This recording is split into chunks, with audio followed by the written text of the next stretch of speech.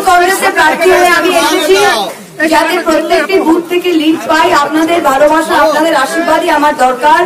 এই লড়াইটা কিন্তু খুব কঠিন লড়াই, বিজেপিকে সরাবার লড়াই দিল্লির মসনদ থেকে। তাই আত্মসন্তুষ্টির কোনো জায়গা নেই। আপনারা সবাই কোমর বেঁধে নামেন, একসাথে যাতে ভোটে এবার আমরা জিততে পারি। এই বলে শেষ করছি। অনেক অনেক ধন্যবাদ। Thank you.